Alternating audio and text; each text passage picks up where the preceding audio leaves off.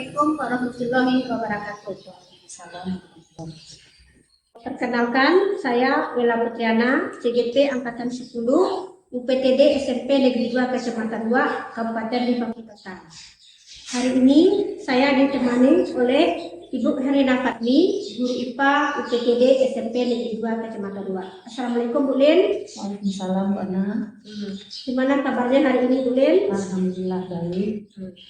Hari ini kita akan mengadakan percakapan pra-observasi. Sebelum nanti saya amati jalan proses pembelajaran di dalam kelas atau sebelum saya adakan supervisi kelas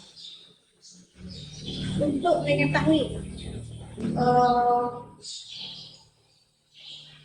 mengetahui dan mengevaluasi jalannya proses pembelajaran yang Ibu lakukan. Dan kenapa kita hari ini melakukan percakapan aplikasi, yaitu sebagai persiapan awal sebelum nanti Ibu melakukan pembelajaran agar lebih siap dan lebih percaya diri sehingga memberikan pembelajaran yang terbaik bagi murid. Begitu ya Bu ya?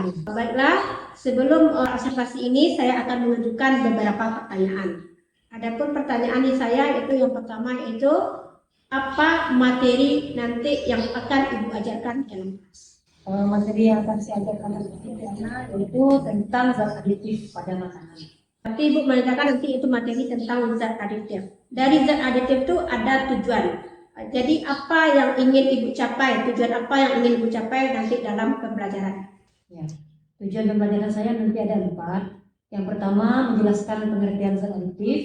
Yang kedua menyebutkan 2 jenis zat aditif beserta contohnya. Yang ketiga mengidentifikasi zat aditif pada makanan dan minuman. Yang keempat menjelaskan dampak penggunaan zat aditif sintetis pada kesehatan. Berarti nanti tujuan yang ingin mencapai ada 4 ya Bu ya. Lalu bagaimana dengan area pengembangan kompetensi yang ingin Ibu capai atau ingin Ibu observasi?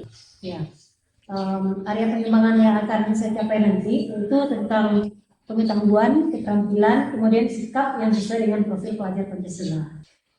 Lalu bagaimana dengan rancangan pembelajaran yang ingin Ibu terapkan di dalam kelas?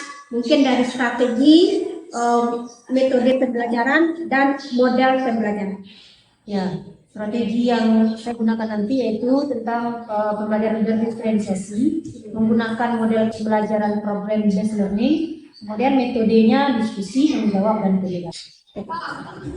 Lalu terus bagaimana dengan media pembelajaran yang digunakan di dalam kelas? Ya, medianya nanti saya akan menggunakan KTB sebagai bahan untuk tugas begini. Kira-kira kapan Ibu nanti akan melakukan kegiatan pembelajaran tersebut? Di hari apa, jam berapa, dan di kelas mana?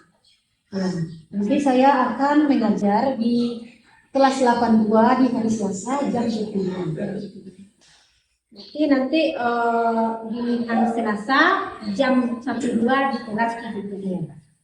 Baiklah Bu, nanti setelah kita melakukan observasi di dalam kelas, kita akan adakan lagi yaitu namanya itu percakapan pasca observasi yang akan didampingi juga dengan Ibu Sylvia sebagai pengajar praktik. Sebelum kita akhiri, apa yang dapat dari percakapan kita hari ini? Harapan saya nanti Bu, pembelajaran saya di kelas nanti itu bisa berjalan sesuai dengan apa yang saya harapkan. Kemudian siswa-siswa akan terlibat aktif sehingga dia bisa memahami materi yang saya ajarkan. Terima kasih atas waktunya Bu Lin. Sudah bersedia berbincang-bincang dengan saya. Selamat bertemu kembali itu pada observasi kelas dan pasca observasi.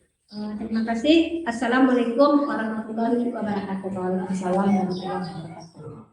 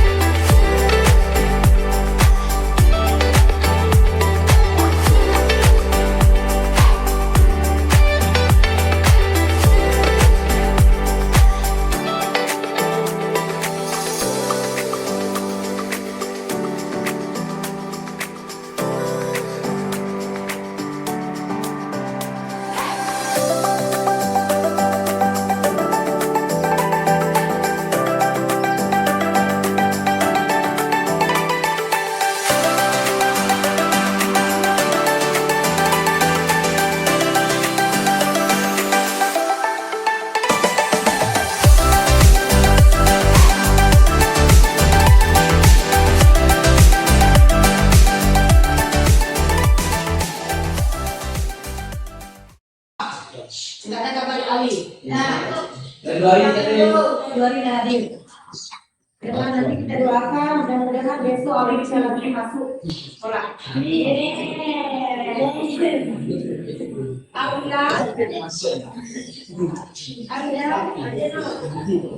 Budi, Bunga, Dapat, Haji, Ilan, Ibrahim, Yusuf, Itra Pandika, Hariful Fikri, Okta Finali, Salma Muhammad, Yolanda, Afgan, Abdul.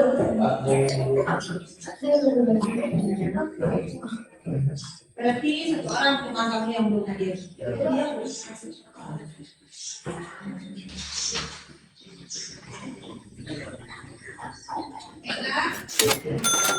Baiklah semuanya, tolong dibacakan yang sudah ada di layar kita. Itu semuanya Anda suka mengangkatnya.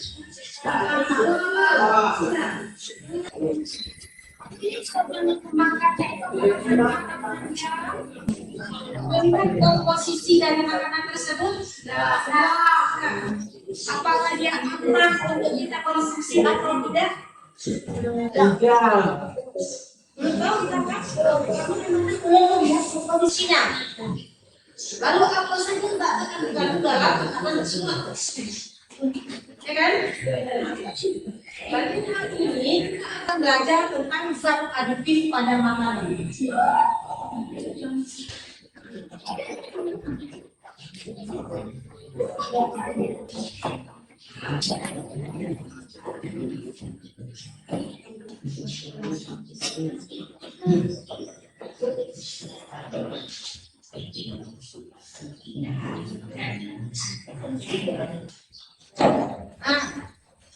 Jadi tujuan pembelajaran kita pada hari ini yang pertama menjelaskan pengertian zat aditif. Yang kedua menyebutkan dua jenis zat aditif. Tujuan pada pembelajaran kita yang ketiga itu mengidentifikasi zat aditif pada makanan dan minuman.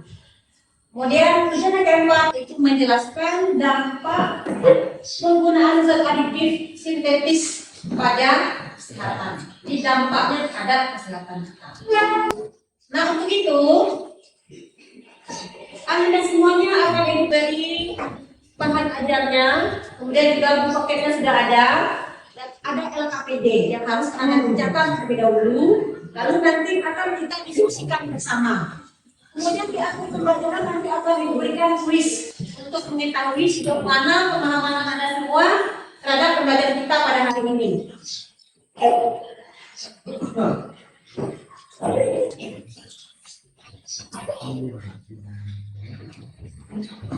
Ini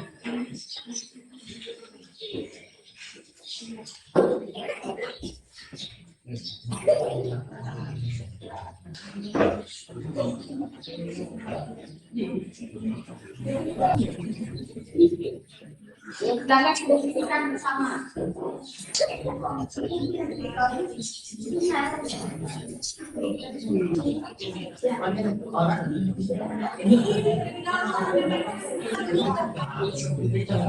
Rekomendasinya kemudian bisa kita cari di dalam paket dan juga merupakan media yang kita bagikan. Sedangkan nanti Anda lihat aditif yang ada pada makanan ini.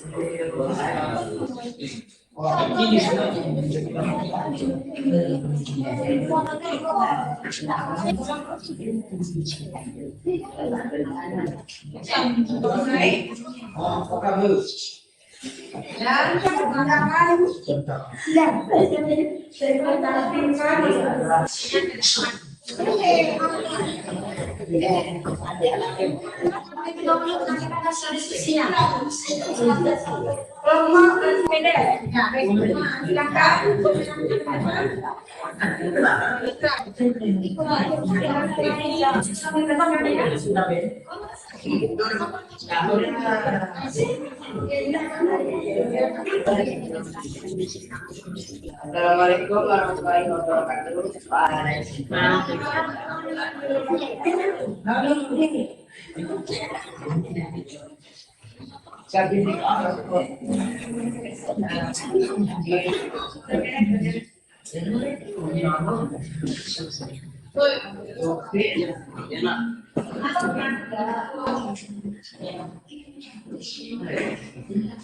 Pengertian dan aditif.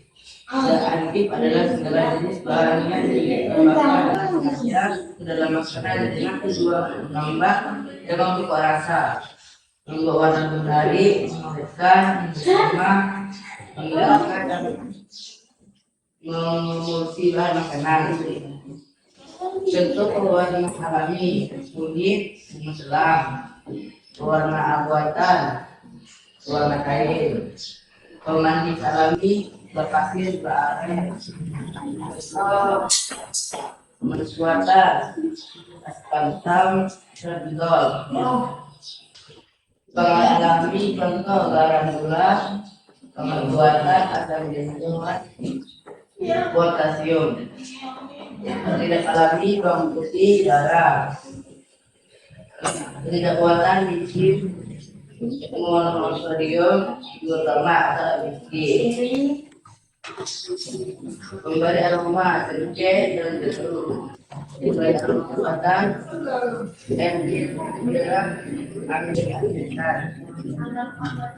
pengental alami tapioka latin.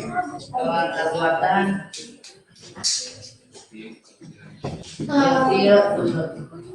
telur basah.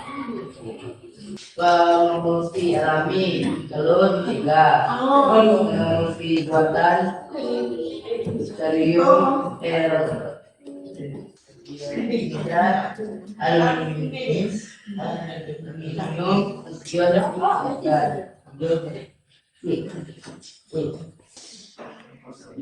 dan ada tipe dari kemasan produk yang telah tersedia. Warna formalin, kuning, pipi, blue, rias blue, yellow, pemanis, trio, gulamat, sifat, pengawet, askorbat, jerak, kalsium,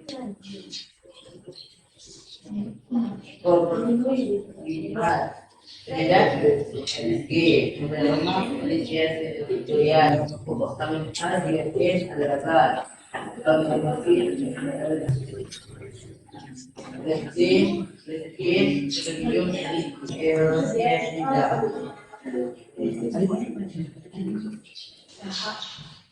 dapat mengenalkan aditif bagi senjata manusia. Zat aditif satu karbonil relasi energi khususnya salindra dan aspirin. CFC jurusan organ hati dari ginjal. 3 amarat menimbulkan tumor, reaksi energi pada pernafasan. Pemanis 1 siklamat karsinogen dapat menyebabkan kanker pada organ dalam.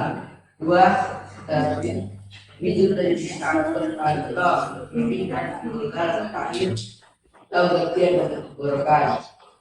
3. Rahmat.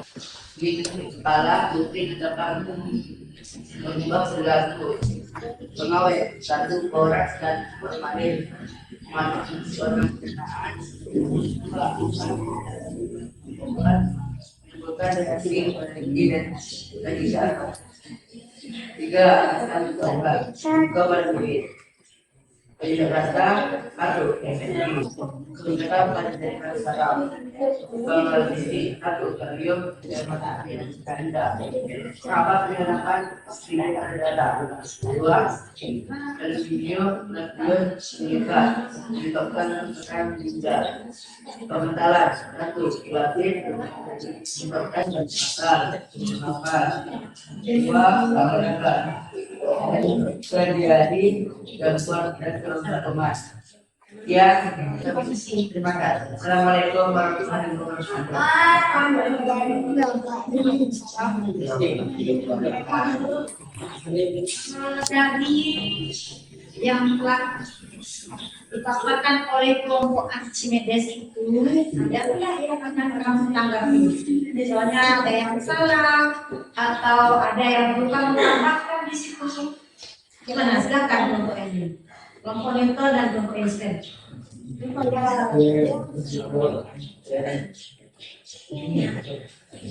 Ada? Atau sudah benar yang disampaikan oleh kelompok Archimedes? Benar sama yang kamu jawab? Gimana? Apa?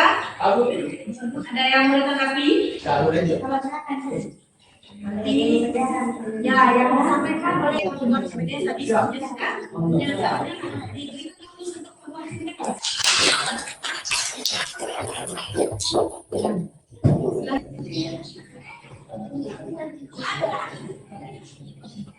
ya, silakan dikumpulkan. Ya. Tolong kumpulkan oleh kelompoknya. Yang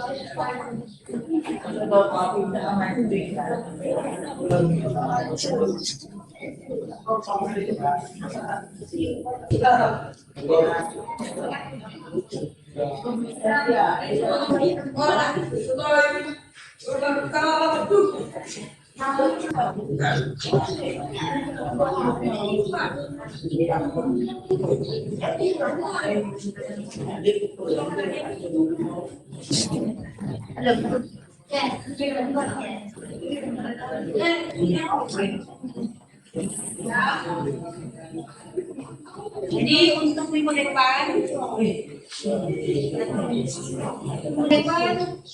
tolong dipelajari tentang materi sistem pencernaan. Dan jadi keseluruhannya pada hari ini, alhamdulillah,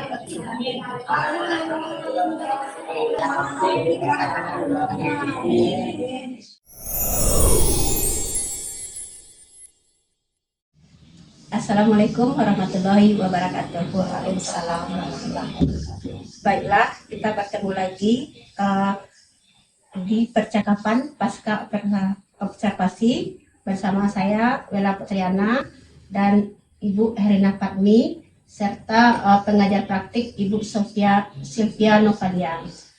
Bagaimana kabarnya hari ini, Ibu? Alhamdulillah. Alhamdulillah baik. Baiklah, Bu Lin. Kini kita akan mengadakan percakapan pasca observasi setelah kita melakukan observasi pada hari Selasa kemarin. Bahwa sebelumnya di dalam kelas yaitu kelas 82 pada jam pelajaran yang ke-1-2 selama 2 jam pelajaran. Bagaimana perasaan Ibu setelah melaksanakan kegiatan pembelajaran di kelas tersebut? Mungkin Bu Ana, kalau yang namanya observasi itu kan kita sudah biasa mengalami disupervisi oleh kepala sekolah. Namun karena kali ini ada di video kan, jadi awal-awalnya itu kita merasa agak tegang, tapi insya Allah di beberapa saat itu akan mulai terbiasa. Alhamdulillah, saya pun melihat tadi pembelajaran berjalan dengan baik. Dan Ibu menilai sendiri performa Ibu dalam pembelajaran tadi gimana? Secara keseluruhan mungkin Bu, kegiatan pembelajaran berlangsung dengan baik. Namun saya ada menemui beberapa kendala. Nah, apa yang membuat Ibu menilai demikian? Ya, di antaranya saya melihat nanti ada beberapa siswa yang tidak terlibat aktif. Ada yang hanya mengandalkan temannya. Jadi hanya sebagian dari siswa yang aktif. Nah, itu yang saya alami. Jadi kendala Ibu tadi mengatakan bahwa ada sebagian siswa yang tidak aktif dan mengandalkan temannya. Kira-kira apa rencana tindak lanjut yang akan Ibu lakukan? Rencana saya nanti Bu, saya akan mengubah cara pembagian kelompok. Kalau sebelumnya saya membagi berdasarkan tingkat kecerdasan anak. Kalau sekarang saya coba membagi berdasarkan gaya belajar mereka. Misalnya ada yang gaya belajar audio, ada yang visual, ada yang kinestetik. Itu akan saya coba nanti. Baiklah, sekali Bu, rencananya Ibu akan apa tadi bersusun ingin melakukan dengan pembagian dengan cara belajar siswa. Lantas siapa kira-kira yang bisa membantu Ibu dalam melaksanakan rencana tersebut?